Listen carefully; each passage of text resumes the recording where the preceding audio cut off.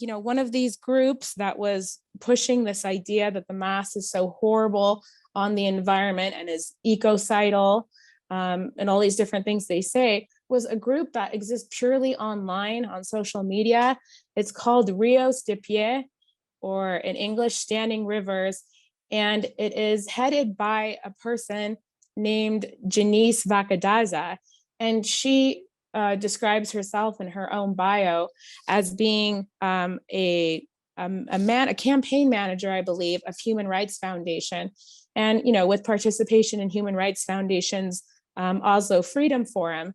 And this is, of course, a sort of like coup manufacturing, conveyor belt, sort of an institution. The Human Rights Foundation was founded by a, right-wing fascist Venezuelan, and they bring in people to, partner with them into their annual Oslo Freedom Forum to speak about repression, to speak about human rights violations, and concoct all sorts of other lies about the governments of their respective countries, always singling out countries that just happen to be the enemies of the United States, of Washington.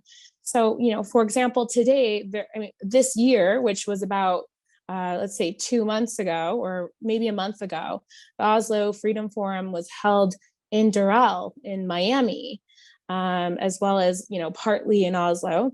And they invite people such as dissidents from China, from the DPRK, from Venezuela, from Cuba, from Nicaragua, from Bolivia. And, in the previous year, maybe the year of the coup, they had a lot of participation from right-wing Bolivians. And this is kind of like, a Star Search kind of a, if you remember that show, I don't know if it exists anymore, but it's like a contest or something, or a gathering of a bunch of talent to try to funnel money, find ways to launder money to these different regime change operators on the ground. Because, we're still at a stage where, the empire still needs to pretend to some extent that these are organic movements, organic resistance, organic uprisings, and that they're coming from, these different groups within the country, groups that don't agree with the policies of their government. But what we know is that this is actually, being planted and planned from the exterior. That's extremely clear in the case of Cuba. There is a comrade that lives in Florida who runs a website called Cuba Money Project, where he very clearly documents the amount of money that's coming from the United States.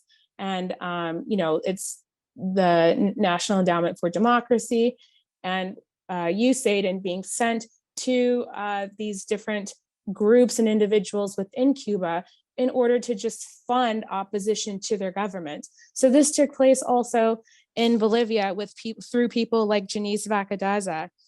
And so, and it's really important to say that these people have absolutely no support base in their country. This group that Janice Vacadaza runs, that's called Rios de Pie, is just not a real organization. I'm not sure if it would have a real headquarters. I've been to 7 of the 9 departments of Bolivia to report, and all of the major cities. And I, have never even, I guarantee that if I were to even raise these people's names who are involved with, receiving money from the United States to do this sort of NGO work in the country, that most people in Bolivia wouldn't even know who they are, because they're not politicians, they're not social leaders, they're not union leaders, they don't head any movements. They're not cultural leaders.